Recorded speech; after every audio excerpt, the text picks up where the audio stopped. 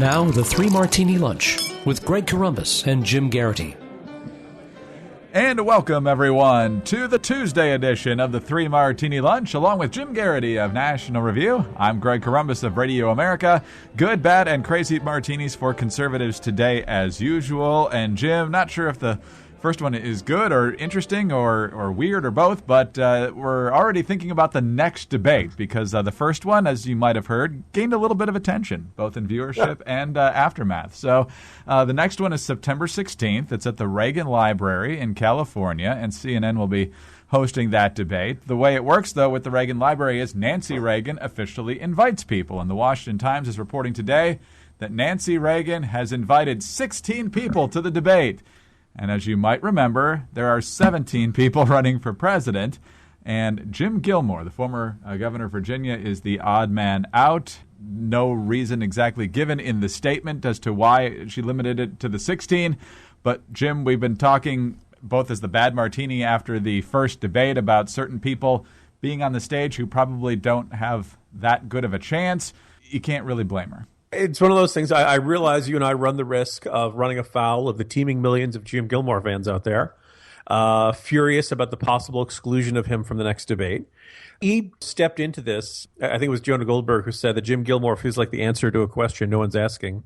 He's been out of politics for a long time. He was last elected to office in 1997, ran for Senate in 2008 against Mark Warner, and just got shellacked. I want to say it was something like 60-some to 30-some. It was not a good turnout then, and it's kind of largely been absent from the political scene by and large since then. So when he came into that first debate last week, there was a great deal of skepticism that he had to overcome. That this was a guy who, one, had a serious shot, and then two, really had serious answers and all of that. And I was really underwhelmed by his performance in the debates. Maybe other folks are going to look at this differently, but I really kind of feel like I didn't see anything that made me sit up and say, oh, I totally misjudged this guy. There's a lot that he has to offer. He's reciting his work on commissions in the 90s and things like that. If you feel like Jeb Bush is too much of a name from the past, I don't really see how you could say Jim Gilmore is the fresh, new, exciting voice. And also, he'd be among the first to say he's not the most charismatic guy, which is fine. But on the other hand, running for office requires a certain amount of charisma, and he just did not seem to be full of energy and vigor, and I think just underwhelming just seems like a fair term to describe his performance in the debate. And when you are an asterisk in the polling, you got to do something to justify your place on that stage, and I don't think he has. Now, maybe you'll see some griping at the Reagan Library for this stance, but I don't think you're going to see that stuff. And I see this as a good thing because in that debate where everybody was saying, wow, Carly Fiorina was really good, other folks liked Jindal and Perry and Santorum. You know, every time you like, Fiorina, you'd really get interested in what Fiorina was saying, and then they go to Gilmore or Pataki, and it felt like good, valuable time in a debate was being used by guys who really aren't going anywhere and don't really have a good case to make for themselves. And maybe it's not too early to start winnowing this process, at least from the guys who are the longest of long shots. Yeah, when it comes to the Gilmore campaign, there was a story out yesterday that got more attention because Trump was involved. Senator Tim Scott in South Carolina is offering every presidential candidate a chance to join him at one of his town halls in South Carolina, which is a great opportunity since it's the third contest in the primary schedule. And everybody has agreed to do this except for two. One is Trump. I think he said he had things already scheduled on all the days that Tim Scott was offering. And the other was Gilmore because he doesn't have that much of an organization set up in South Carolina yet. Jim, if driving to a town hall to meet with Tim Scott and some voters requires more organization than you can handle, that's a pretty steep hill to climb. Yeah, I mean, again, this a presidential campaign is not a book tour, right? I mean, it generally requires staff in all the campaigns and get moving. And besides, as we'll talk about in these forthcoming martinis, it gets late early out here. It may seem like it's only August, but it's actually, we are now in full swing, and you don't have a lot of time to make up for lost ground in a circumstance like this. Exactly. Yeah, once you hit the holidays, you're pretty much in the home stretch, although it is a later start this year as opposed to 4 years ago when we were literally voting in the Iowa caucuses, I think, 2 days after the first of the year. But on to the bad martini now, and overnight we heard the story from the Washington Post, among others. This is their version. Former Texas Governor Rick Perry's presidential campaign is no longer paying its staff because fundraising has dried up, while his cash-flush allied super PAC is preparing to expand its political operation to compensate for the campaign's shortcomings. campaign and super PAC officials and other Republicans familiar with the operation said late Monday. He's stopped paying staff across the board. That includes Austin and those in Iowa, New Hampshire, South Carolina. Basically, everybody is working on a volunteer basis at this point, and his spokesman says so far there hasn't been a mass exodus at this point, and maybe there will be more money. Jim, it's obviously a pretty depressing start to the campaign for a candidate who was thought to be a pretty fierce contender, especially after a strong run in Texas. He's obviously still struggling to recover from a poor showing in the 2012 campaign. It's going to be interesting to see how his super PAC can keep him afloat when they're not supposed to be communicating with the campaign. This is kind of an odd turn of events because you would think that Rick Perry, having run for governor several times and run not successfully for president last time, but it certainly didn't seem like money was the real problem last time around. This nagging sense of he should be financially secure. And you look at the super PAC, obviously they got some big donors there writing the giant checks and everything's just fine on that front.